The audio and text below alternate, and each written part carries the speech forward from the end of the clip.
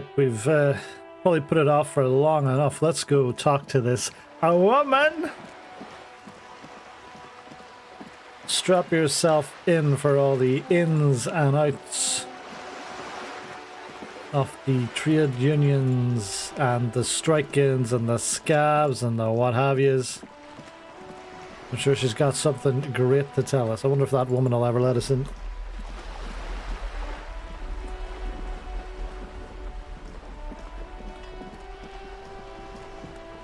Hello, Mrs.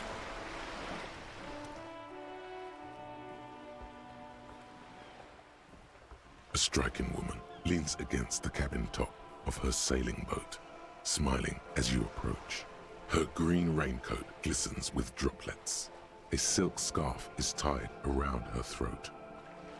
Good morning, officers. I'm Joyce.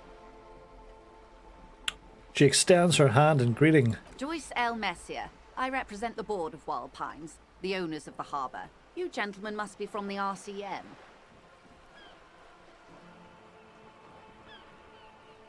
She's got quite an extension on that arm if she can reach us from all the way over there. Joyce L, what does the L stand for?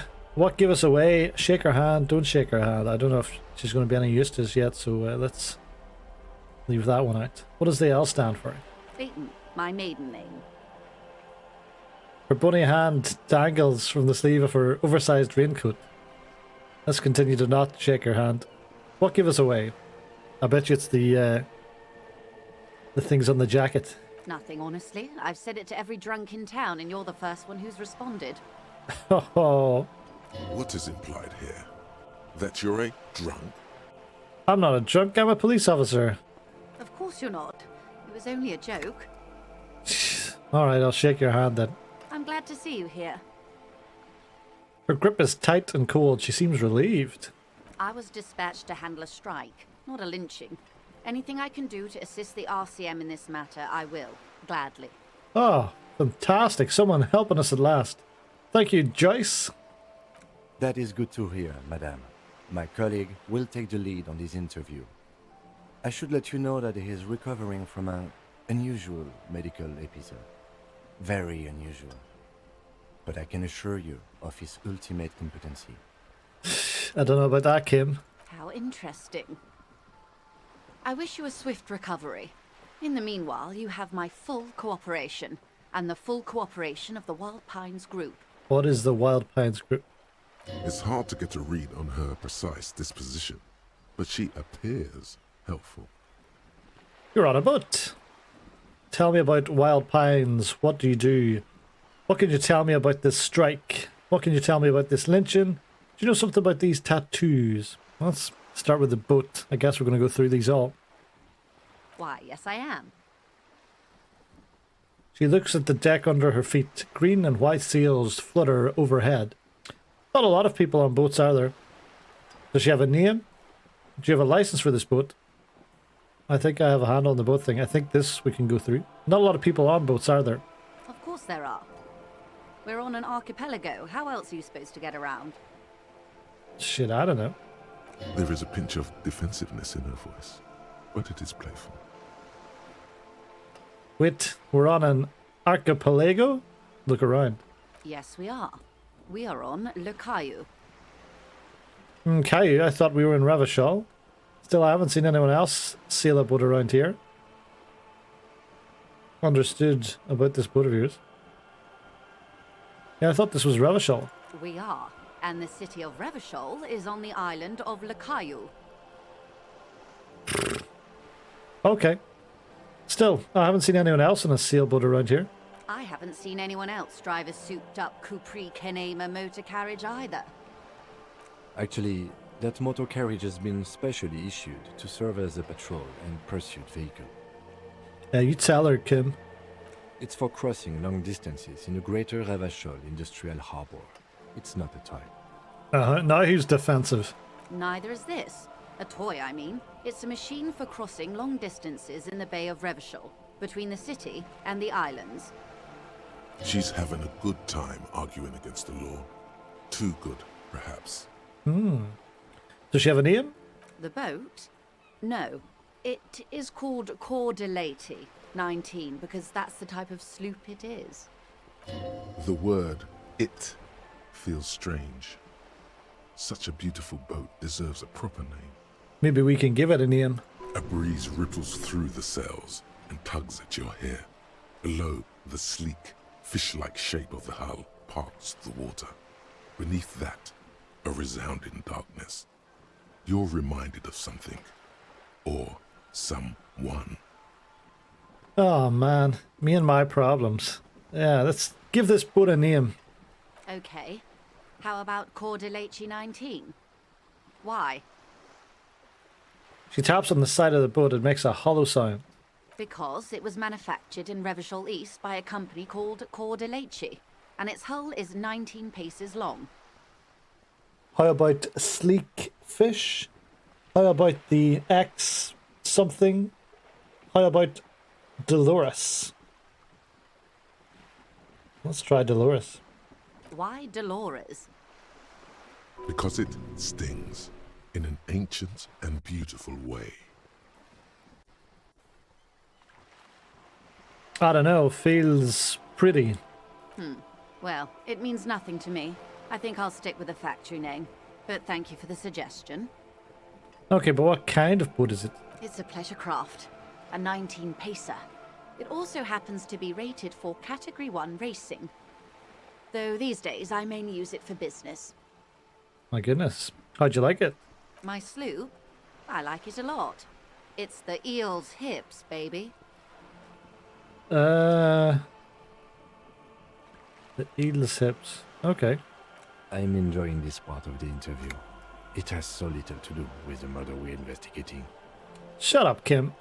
I really do, the lieutenant thinks. Is she thrown off yet? He's looking at the woman, assessing her. Ah. I thought he was being sarcastic. Do you have a license for this boat? Officer, I assure you I'm a highly qualified pleasure craft operator. Qualified pleasure craft operator. So charming. Where's the damn license? Yeah, let me see that license. I just renewed its safety inspection last month, officers. It is completely seaworthy. In fact, it's taken part in not one, but two insulindic regattas. Even finished once. What happened the other time? Ah. The other time, I would have finished the race were it not for an urgent work matter, much like the one I'm on now. Still need to see a license, ma'am. Actually, you don't. I'm pretty sure I do. I police. It is a little known fact among those who police that the Wayfarer Act specifically denies the RCM the authority to demand anyone's operator license. Wait, exactly how little known is this fact? More like the Anarchy Act, in my opinion. So we can't pull over random civilians and demand their papers? That's weak. Makes sense, I guess. I mean, look at me. Well, how little known is it? I was just being polite. Even school children know the Wayfarer Act. More like the Anarchy Act, in my opinion. No need to politicize this. You may still ask for the lady's passport. You need to save face if you want her respect. Demand that passport. Yes, I'm gonna need to see your passport. Of course. Look at her passport. The woman is silent, smiling while the waves lap against the hull. In your hand, under the plastic, a light blue passport saying, Republic of Vespa. The coat of arms has a lion and an ostrich. Seagent. Look at the photo page. The woman, born in the year 3 in the commune of Revachol, smiles at you. Face adorned with frown lines and crow's feet. The photo is recent. The name reads, Rejoice Leighton Messier. Your name is Rejoice? Yes. But please don't call me that. Why? Joyce is much more efficient. Okay. She doesn't like it. Probably a bad memory. Mean girls at school or some ancient lover. You're from Vesper. My husband is. I have dual citizenship. A Vespertine is handier when traveling. Oh, okay. It's kind of like Irish and UK if you're from Northern Ireland. Irish. Much handier because people like the Irish. And nobody, and I mean nobody, likes the Brits. Everything appears to be in order. She nods and returns the plastic bag to her coat. Got a bit of experience from that. I think I have a handle on the boat thing. Good. She takes a sip of her thermal cup. Tell me about Wild Pines. What do you do? What we do? I'm afraid I don't speak for Wild Pines as a whole. It's a giant undertaking. So what do they do? The Pines' core competency is logistics. Container shipping, freight, that sort of thing. See those airships there, blinking? Those are the shipping side of things. Air shipping. And that is the terminal. Another subdivision deals with energy, oil and gas exploration, offshore platforms. How much money does Wild Pines have? I'm not at liberty to discuss the company balance sheet, but I can tell you that last year, the company booked more than 20 billion real in revenue. A billion? What exactly is a billion? I don't know. It's a number, officer. A big one. What is it made of? It's made of 1,000 millions. A million is made of 1,000 thousands. Well, 20 billion is a large number, but the conglomerate employs 72,000 people. They all need to be paid. Then there are capital improvements, interest payments. a wave hits the sloop. She grasps the mainstay for balance. A conglomerate the size of the Wild Pines is like a shark. If it stops moving, it will die. Then what becomes of those 72,000 families? It's a tremendous responsibility. Where do Wild Pines get all these billions? They started as an exploration and cargo fleet conducting trade between the Samaran and Insulindian Isolas 250 years ago, when pine ships explored the South Seminese and charted Lomantang on behalf of the suzerain. Centuries of care, deliberation, and madness have gone into this endeavor. Vessels pass through the great unrest to re-emerge with apricots in tow. The logic of the system is totalizing. It's taken everything from its employees to build it. What does such a huge system want with a place like this? You mean aside from being the terminal's legal owners, who are responsible for moving 8% of the world's cargo? 8% of all cargo in the world? That's quite the endeavour indeed. You don't keep it moving, the workers do. The company is nothing without them.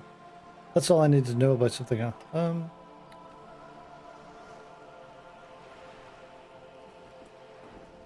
Yeah, let's go for the workers, We built this district.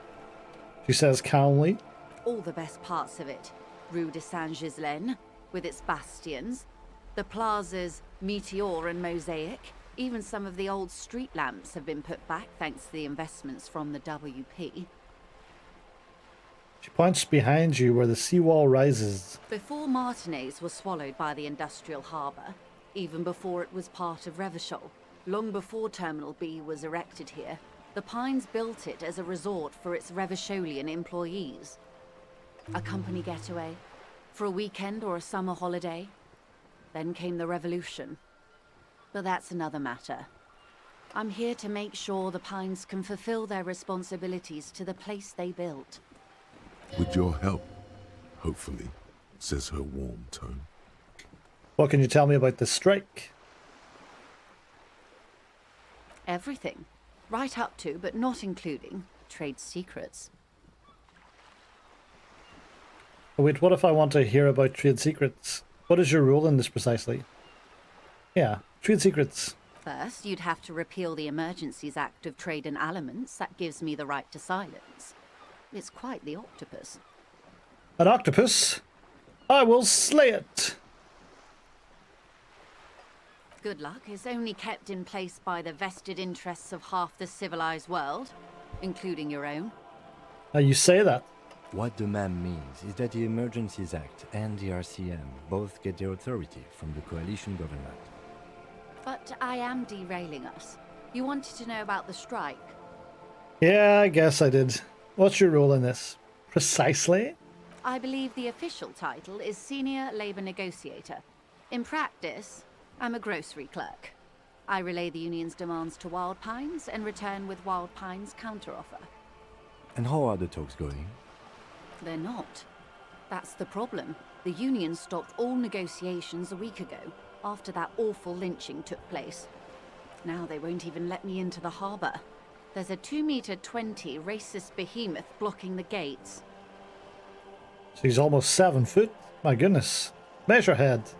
Yes, Jean-Luc Measurehead. How were the talks going before the lynching? Let's say I was not making the kind of progress I'd hoped for when I first arrived. And when did you first arrive? I arrived 3 weeks ago. Yes, in the middle of February. The bay was still partially frozen then. I prefer to do these things on site, like the RCM.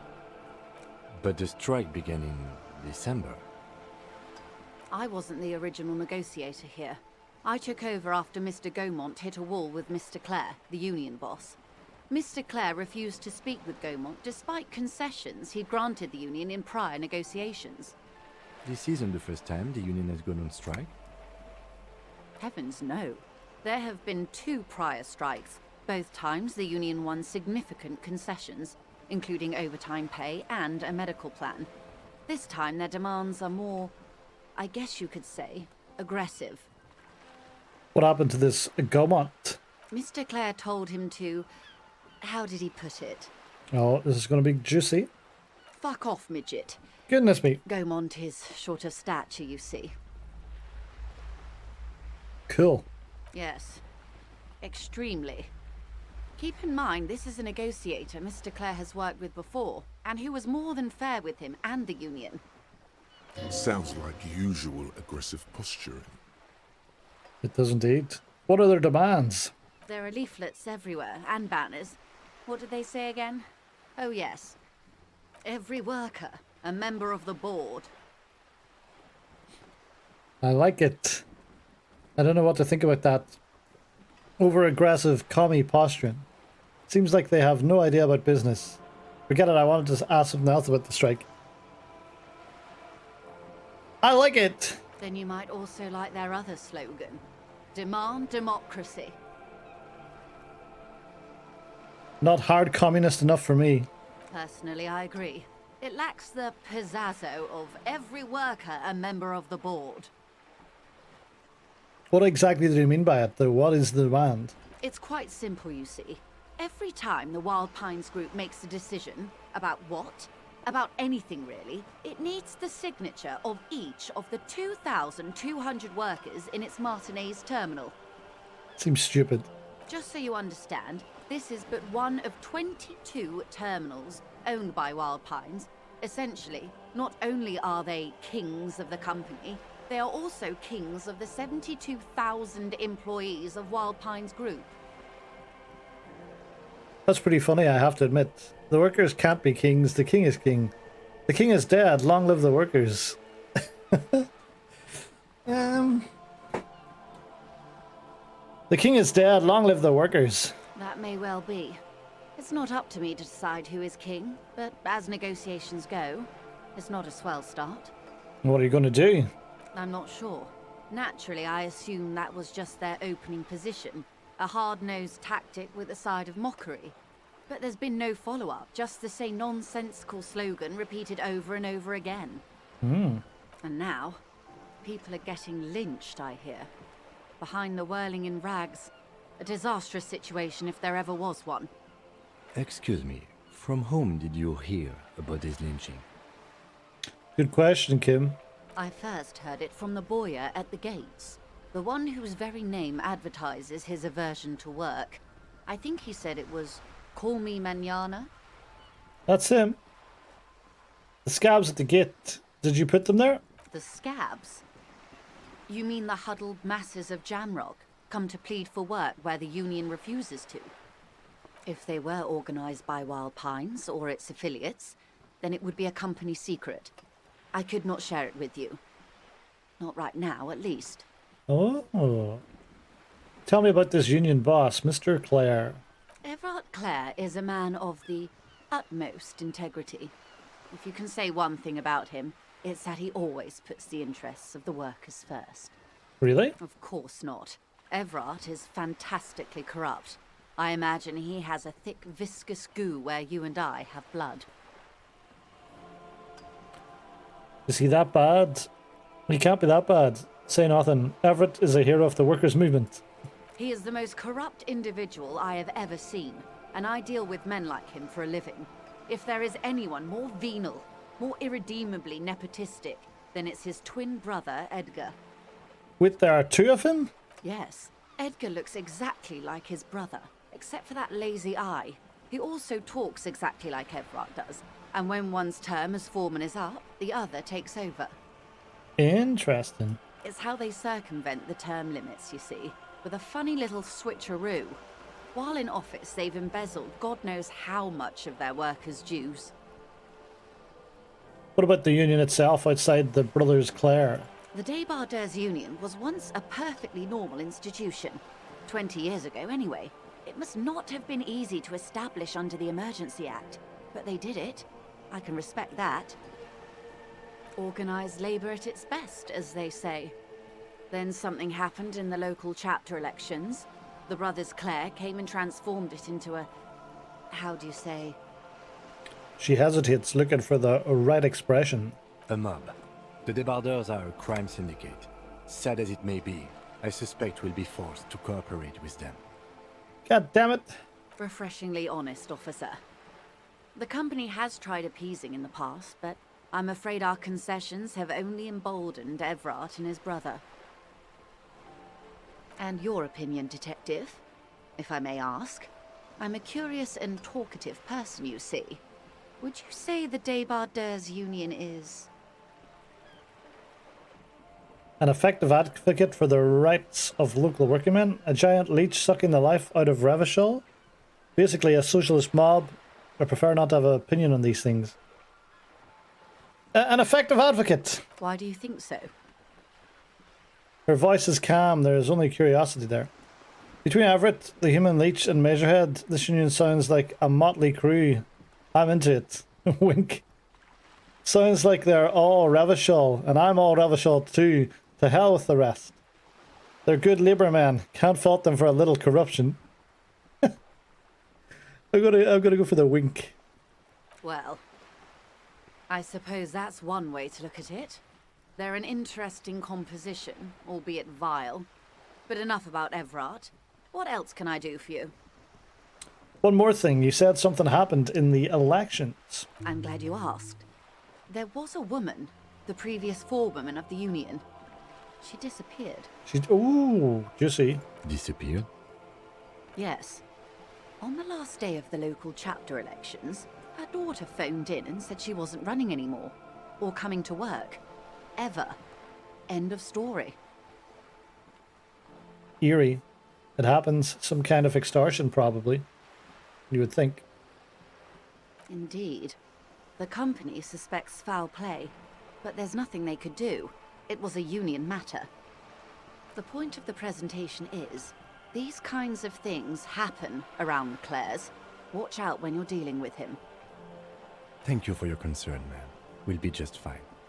Yeah. Well, that's all I need here. Let's change the topic. Of course. How else can I help? What can you tell me about this lynching? Quite a few things, I'm afraid. She falls silent for a moment, contemplating. The information I'm to share with you includes sensitive trade secrets. For the sake of my employer, I have to ask for your names and badge numbers. Of course, ma'am. We should have introduced ourselves. I am Lieutenant Kitsuragi from Precinct 57. And this is my colleague from Precinct 41. I'm afraid he doesn't have his badge at the moment. I hope mine will suffice. How curious. Why is that, Detective? Awkwardness washes over the conversation. The woman doesn't like this turn of events. Remember when my partner told you I'd recently suffered from an unusual medical episode? My lost badge is related to it.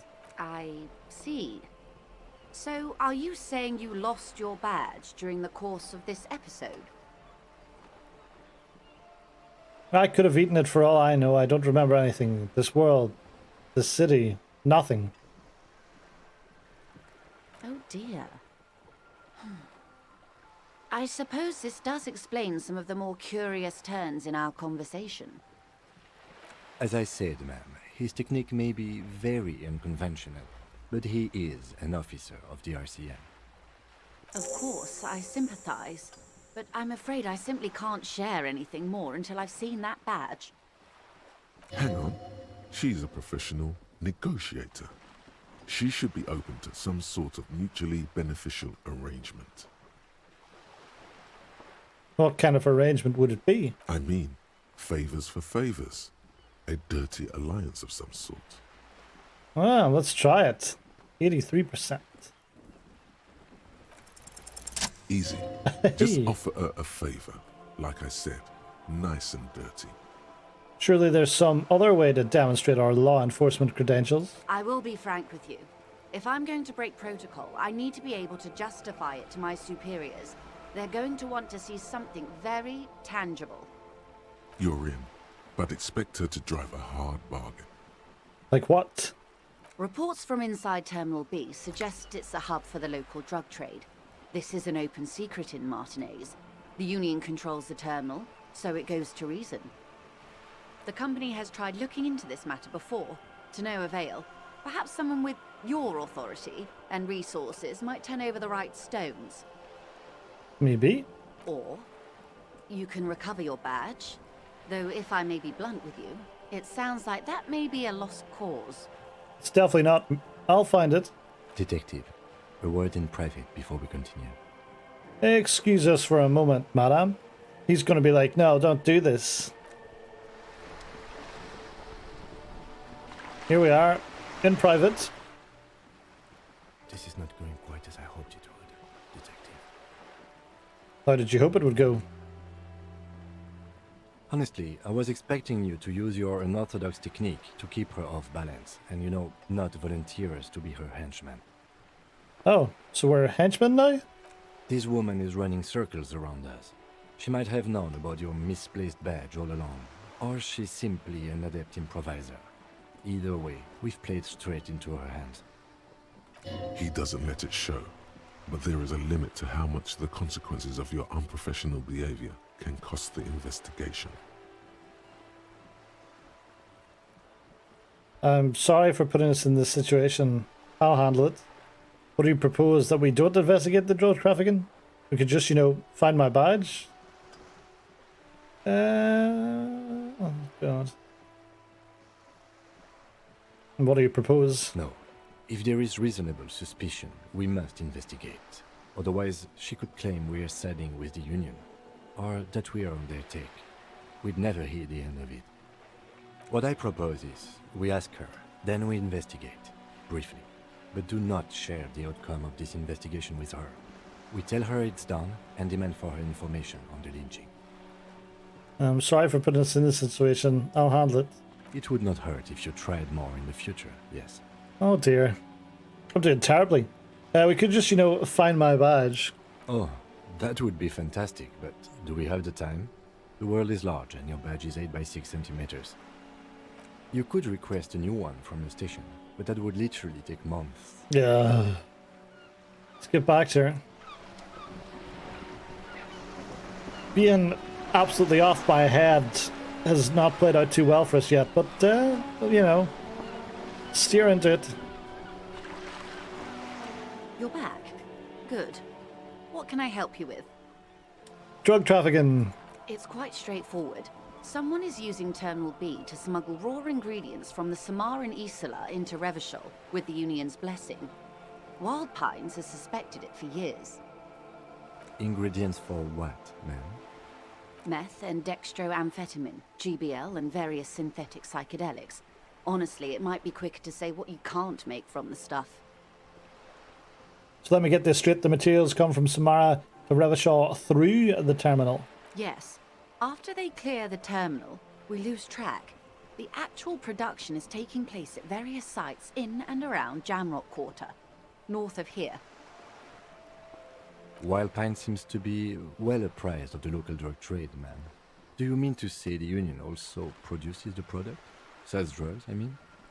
We're in logistics. It's our business to know. and no. As far as the company knows, the Union does not produce it. They transport the ingredients for a cut. And you want us to investigate? Yes, but you won't get anything out of Evrat and the Dockworkers Union. Still, every chain has its weak link. Am I going to need bolt cutters for this? Unlikely, officer. I'm talking about the lorries.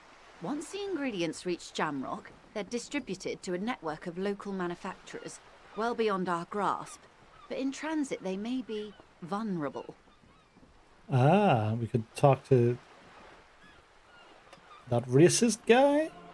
That guy that likes to sing? Perhaps you've noticed that a number of lorries are tangled in a traffic jam at the roundabout just now. Interview the drivers who are still hanging about. One of them might be waiting for a crucial shipment. She gives you a knowing look. I'll be explicit. If you find this driver, I will share company secrets with you. You'll be indebted to her, in a way, but one step ahead of the Union in another. Why didn't you come to the RCM earlier? We did, on more than one occasion. Apparently, there's some sort of inter-precinct disagreement about whose jurisdiction this area falls under. We know the company has launched its own probe into the Union's alleged involvement. We also know it's come up empty. It's not just the RCM. No one's been able to find any hard evidence. Well, here's your chance, officers. It's no coincidence the lorries are stranded like that, is it? No. We asked East Motor Track to raise the drawbridge. The road company is a partner of one of our subsidiaries. However, She pauses, looking into the sea. this is a limited time opportunity. Once the complaint has been processed by the Trade Committee, they'll have no choice but to lower the drawbridge, and the operation will continue. She looks north. Thousands of litres of raw ingredients will pour onto the streets of Revachol. Not the east across the river, but the west. The vulnerable, the weary. A cold breath rushes in from the bay, making its way down the alleyways and potholed streets. From Martinez to Jamrock, in the traffic you hear the clinking of glass vials, concealed beneath tarpaulin. Or is it just your teeth chattering in the cold? Fucking misery. A lot of it. It comes in from large Samaran factories in South Safre, Sigai, and Sinyao. The literage they must get from Sinyao? this terminal alone must be oceanic. Well, at least this solves one mystery. Oh yeah? What is that, Lieutenant? Why I had to call East Motor Track and beg them to open the drawbridge for me. I'd wondered since I first drove in, on my motor carriage. I am sorry for the inconvenience, Lieutenant Kisaragi, but we need them trapped here. This is a unique opportunity. I'm sure you understand. What proof do you have that the Union is involved? How do you think they're financing this strike? There are thousands of unpaid dock workers going strong for the 4th month straight. There was a shakedown of local businesses preceding the strike. Many were squeezed to bankruptcy to fund it. With all due respect to these desert cacti, the contents of a few cash registers cannot provide for 2,000 men. The local businesses can scarcely provide for themselves. So you think the strike is being funded with source ingredients from drugs? Precisely. Smuggled out of that very gate at night, most likely, then loaded onto lorries and driven to Jamrock. You simply need to find one driver who will open up to you. It sounds like she tried looking into it herself, though she's clearly not the type your typical lorryman would confide in. Okay, I've made up my mind about the smuggling investigation. Yes? We will take this case, probe the drivers, see what it yields. Excellent. According to my reports, there are at least 3 lorry drivers lingering near the roundabout. Hopefully one of them will know something. It may come to nothing, or it may just blow the case wide open. I can keep the drawbridge up for a few more days at least. You should have the time you need. In the meantime, let me know if there's any other way I may be of assistance. She takes another long sip from her seemingly bottomless thermal cup. Do you know something about these tattoos? That's the man who was killed. I'm afraid this is a discussion for once we've cleared the lynching question. So you know something about these tattoos? Better not tie the forestay to the backstay on this. I hope there is something else I can help you with. She wants to answer the question. Protocol keeps her from it. You seem smart. I need someone to give me a lowdown on this reality we're in. This reality. It's related to that medical episode. I have trouble remembering even the most basic terms of reality. No time to explain, just give me the lowdown. Actually, now is not a good time for reality lowdown, maybe later. Ah, yes. The episode. Sounds like an acute case of encephalopathy, now that I think of it. She puts down her thermal cup and looks at you. Don't be phased, madame. He functions perfectly well. He only needs a lowdown on all of reality. We may be here a while then. Ask away, officer. I'll help however I can. All right, we're in. I know these all look good, but begin with the first, okay? Alright, you said it, Mr. Encyclopedia. Where are we? We're in Martinez, baby. Baby? A casual term of endearment popular among the 50-plus crowd. It's a disco holdover, pay it no heed. I'm a disco holdover myself. Aren't we all? And what is Martinez? Martinez is a district of Revachol. A very small district tucked away near the industrial harbour, north of the 881 and Jamrock. You would be excused for not knowing about it. Unimportant, they say. Forgotten, even. Shelled to smithereens during the Revolution. It has its charms, just not this time of year. Tell me more. I'm not a good ambassador. I've only been here once before, as a teenager. Not a lot has changed. There are ruins, a terminal, fishing boats, reeds. Boys with boxy shoulders. We know what happens in the reeds. All those zoological stuff. A brief spike of longing in her upright body. The dots under her eyelids shake. As I told you, Martinez used to be a province. A workers' resort before the city swallowed it and the artillery did its part. Now the reeds are the real star of the show here. The further down the coast, the wilder it gets. You were here as a teenager? Yes, I was slumming it with some girlfriends of mine. We had boats and... Don't hold it against me. The boys certainly did not. There's a spark in the air, a live wire hanging in the wind, in your hungover neocortex. Then the sea air cools it down. Interesting. You mentioned a sea. What sea is this? It's not really a sea, it's the Bay of Revachol. And the bay feeds into the ocean. Are we near the ocean? Yes. We're on an island in an ocean. The world's largest body of water. The Insulindic. Vast, lukewarm and unknowable, flowing in and out of sight. What's the name of this island? Caillou, as you already know. Imagine a pebble. A smoothed over pebble amidst a great blue sea, misshapen, cracked. The cracks are the river Esperance. We're in the delta of this river on the 6th branch, the Martinez distributary. It is clear this pebble is of enormous value to her. Okay, that's Martinez. What's Revachol? Revachol? Revachol is what you call a city. What kind of city is Revachol? The great kind. Really? As if it's self-explanatory, beyond patriotism, a fact. What makes Revachol great? History, detective. They built this city to resolve history. Our part in it, at least. Our centuries. Okay, who built this city? The nations of the Occident, or migrant workers from Seminine and Ile Marat, depending on your creed.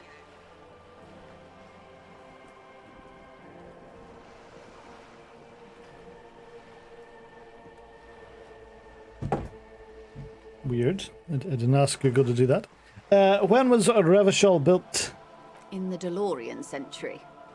380 years ago.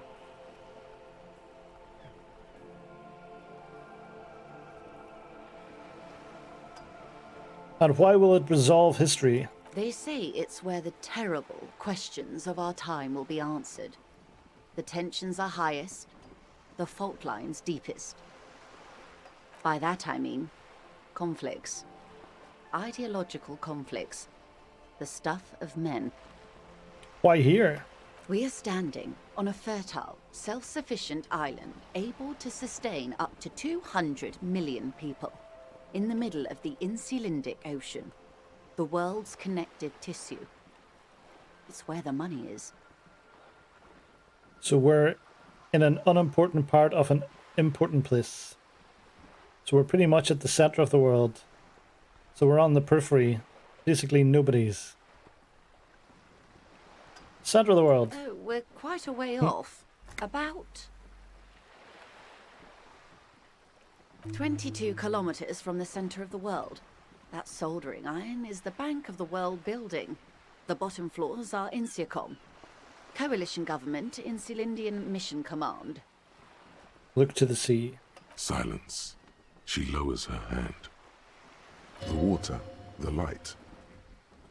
It's as though you're seeing it for the first time. There is no recognition, only the immensity of the sea and the cold radiating from it. Where are we? We are where we are. I have no truer answer to give, unfortunately. She watches you closely as you scan the horizon. This is one thought you need to complete. Where are you? Interesting. Jamais vu. Derealization. Was there something else you wanted to know? I remember something about a lowdown. This has been informative. Thank you, ma'am. I'm sure my memory-impaired partner has many more questions to ask, about even more fundamental aspects of reality. Might I suggest not asking them all right now? Madame Messier will be here later too, and tomorrow. Isn't that true, ma'am? Absolutely. My commitment here is long-term. But won't I be lazy if I don't do it all now? Oh, of course not. You are already diligent for getting this far, and diligent boys remember where they left off. You're a very strange man, Kim. Indeed. I'm always at your service.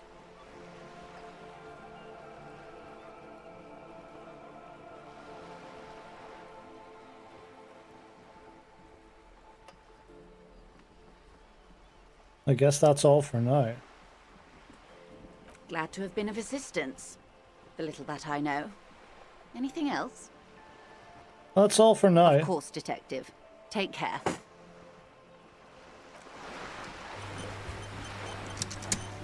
Well, there we go. That only took us 3/4 of the episode. The jam mystery. Interrogate the driver. It's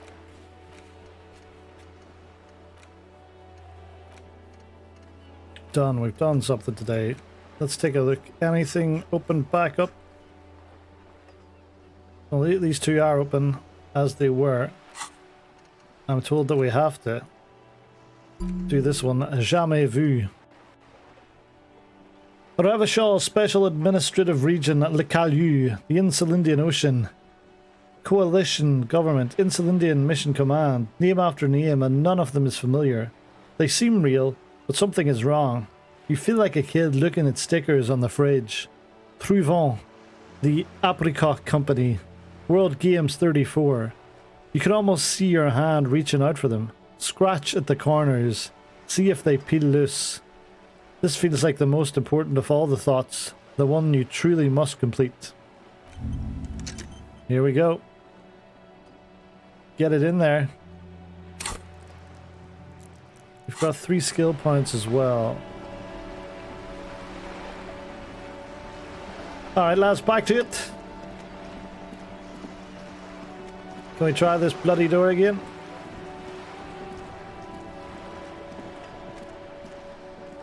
A sturdy metal door guard. No.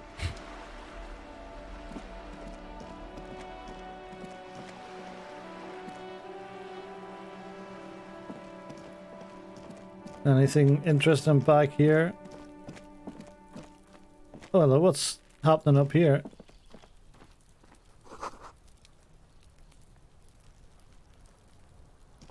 Balcony with a view to the yard and the hanging. Who's this guy?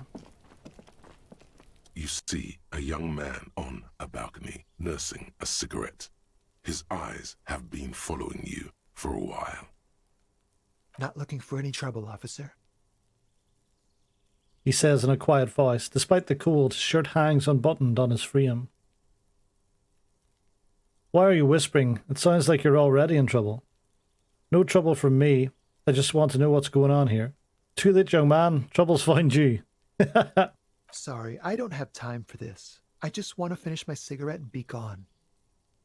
It's the god of cigarettes and youth. Ask him if he's got anything to spare.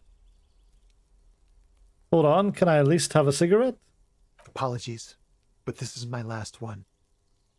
He takes another drag and shivers. The god himself has denied you absolution. I need absolution. Absolution? I don't know that brand, but I'm pretty sure you can get Astras at the Frit. Can't you just, like, toss that one down? I'm not sure that's a good idea. Shut up and throw, kid. I'm not throwing anything. You're right. That was obviously a bad idea. Forget I said anything. As you wish. Actually, the police really needs to talk to you. Is it really that important? He asks you, adjusting his shirt. Like a nervous cat, he keeps stealing looks at the neighboring windows.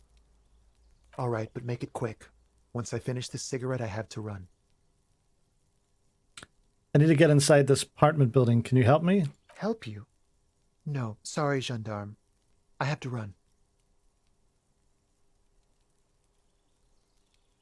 Looks like you've got a good view of the whirling backyard. Can you tell me anything about the hanging? I'd even go so far as to say that the view is a little too good, my dear gendarme. Do you have an estimate of when the body will be taken away? We will remove the body as soon as possible. Now tell us, where were you last Sunday? Oh. You already asked me that, didn't you? Did I? Did you? I'm pretty sure I didn't. Did you? Look at Kim? No, not you two. Some more muscular type. Measurehead, maybe. And when did you speak to this more muscular gentleman? The lieutenant takes out his little blue notebook and writes something down. Last week? I don't know. Look. He looks around the courtyard again. Old patio chairs and dead houseplants litter the scene. You didn't answer the question. What were you doing last Sunday? I had a friend over. What kind of friend? He was my Sunday friend. Sunday friend? A Sunday friend. How intriguing. Makes sense. Friends are nice on Sunday. You don't have to work. You can just spend time with pals, watching rugby and drinking beer. What's your friend's real name? Did he see something? He doesn't reply, gesturing no with his cigarette. In the neighboring windows, you can see faint reflections of his silhouette, all from different angles. Someone hides behind a curtain. Those windows have eyes, and those eyes are watching, spying on you three. Can you tell me your name? My name? My name is Martin Martinez. That sounds like a fake name. Martin Martinez? Good local name. Let's go with that. Damn it, rhetoric. Alright, we'll talk later. No. We won't. He takes one last drag of his cigarette before stubbing it out on the balcony. Now, if you'll excuse me, I really need to get going. Is this a red check? Oh man, 58%. Time to bring out your secret charm. Tears and begging. Show him your emotional side. Throw yourself before his very feet like a dog. What do you want from me? Do you want me to cry? Huh? Please don't go. I'll stop drinking. I'll take the trash out. Just please don't leave me. What do you want from me? Do you want to cry? Huh? No, for God's sake, I don't want you to cry. Takes a quick step back and looks around, clearly disturbed. Listen, I really have to go. With the flick of his wrist, he sends the extinguished cigarette sailing over the reel. Good luck with the investigation. He walks away. Oh, look at him prance away. Well, that went terribly. He's gone. We should run after him, see where he went. No point in running. Tenements like these often have multiple exits. If he doesn't want to talk to us, then he'll know how to hide himself. So we just give up? He could be a witness. Him or his Sunday friend. Either way, we need to look into that muscular type who's asking about our case. There has to be a way of getting inside the building. Let's go check out the door near the pier again. Once we found a way in, we can ask around for his apartment. Great, let's do that. So back to the other place, I guess. I guess I can't touch that from down here. No.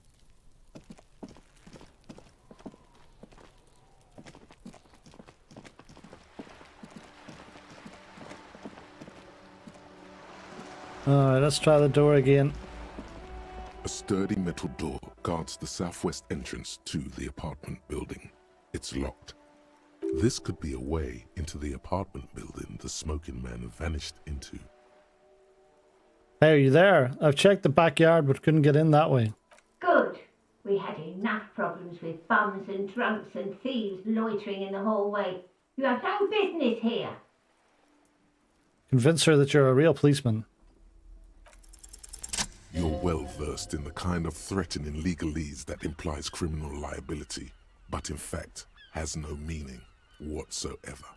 Am I? Obviously, look at that vague yet threatening stuff spewing forth from your mouth. Ma'am, your non-compliance is hindering a police matter. I may be forced to refer you for potential prosecution. I know my rights, and don't you mom me, boy. Look at her. Miss, would it help if we offer to show you our badges? I can't show her the badge. Hold your horses. Why? You hear the click of a night latch before the lady on the other side gets caught in a coughing spasm. I don't care about your stinking badge. Just come in. She manages to stay with a wheeze. In we go. Let's have a quick chat with this lady.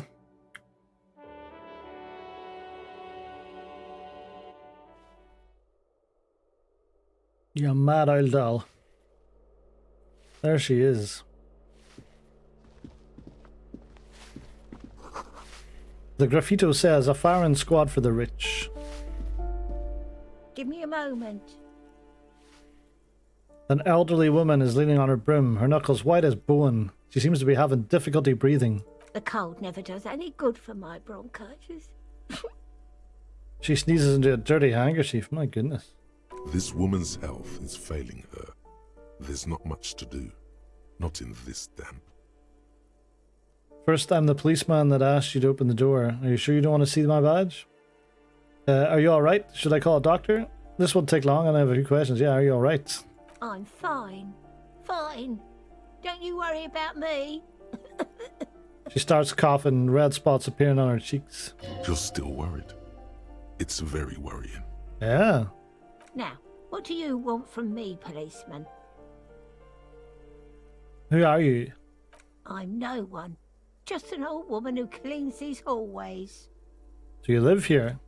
If you can call it living. I have a little room upstairs right next to the coal room. It's barely bigger than a closet. But I don't complain, no. I have my bed and my aching bones to keep me company. And that's all I need from this world. And all she gets, too. The coastal wind beats down hard on the cold room door outside. Splashes of waves make the balcony slippery. Well, that sucks. I'm looking for Martin Martinez. Definitely not a made-up name. Oh, you'll find plenty of Martins here. Don't you worry. What do you mean? I wasn't joking. No, you don't understand. I'm looking for a real person named Martin Martinez. He told me he's Martin Martinez. Pea-brain. Someone played a trick on you. Martin Martinez is a name for anyone who comes from Martinez, like Tim Jamrock or Raoul Ravachol. Ah, for fuck's sake. Oops, you really didn't get the joke there. I did not. Jesus Christ, rhetoric. I thought it was obvious. Anyway, officer, we don't have the witness's name. How about a young male in his mid-20s, dark hair, skinny build, a smoker on the balcony? Know where he lives? Yes, I know who you mean. The scrawny boy who's always smoking like the devil, right? She looks to the other end of the hallway. What's he in trouble for? He's wanted for murder. He's going away for life. He's actually not wanted for murder. We just want to talk with him. Talk? Jesus, woman, are you alright? He lives upstairs in room 28. Go to the balcony. It's one of those doors there. He's usually home in the evening. In the evenings. Thank you. We should go check out his apartment on the balcony. See if he's home. I'm looking for the parents of a kid named Kuno. The waiters are at the end of this hallway, right next to the communal bathroom. Kuno the Reuter. I have a few questions about those apartments. Ask away, policeman. What can you tell me about Cindy? The artiste? Nothing I can do about her, I'm afraid. She ruins the walls faster than I can clean them. Still, she leaves an old lady to her business. More than I can say for others. Are you talking about me? That's all, thanks. Oh, no. Cheekers. Go get yourself looked at, missus. Anyway, I'm off. What else do we have here? Apartment 8, their mailbox is overflowing.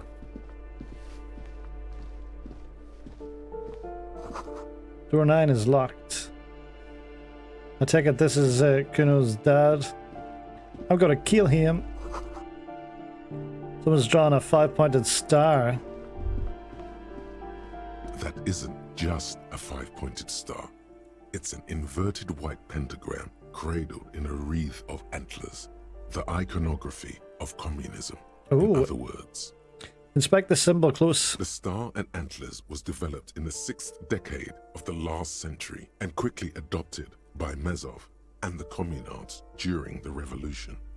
Even today, half a century after, the star and antlers retains the ability to evoke hope, disappointment, and fear in equal measure. Why is the star upside down? To symbolize the toppling of the old order. Also, some social democrats were already using it. The Social Democrat and Labour Party, perhaps. What's the deal with the antlers? The wreath of antlers represents a natural crown. It was about building a society that could exist in accord with the natural world, and at the same time above it. Why white? Because white is the color of peace. What does it evoke in me? Gone. Gone is the glory of hope. Only the scribblings of impoverished students remain in dirty hallways. Well, that's not good.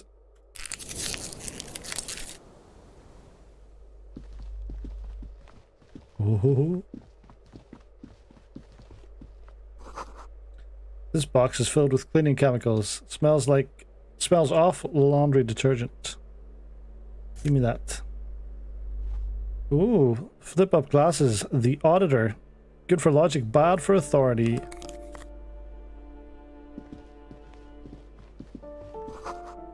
Eviction notices and missing pets are plastered on the top of each other.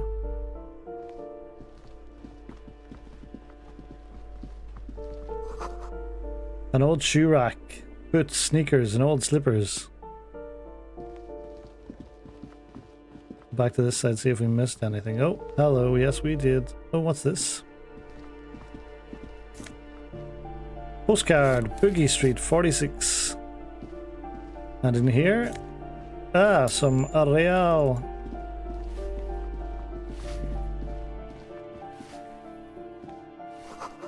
The note reads, foreclosed by Martinez Realty Associates.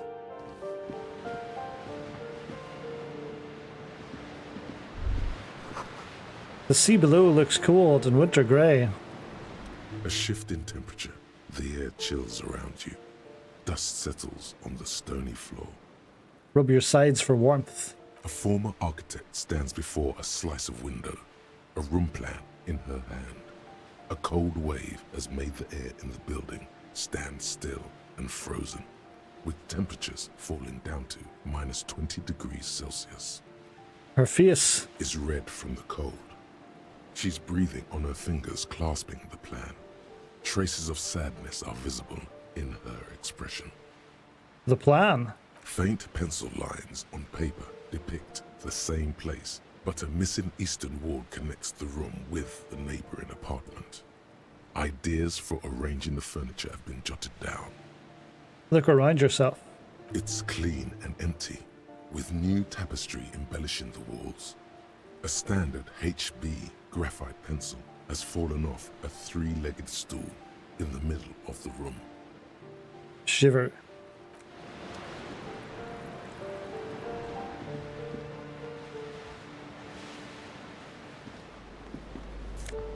Oh, no safed. And 20. Old grocery stuff.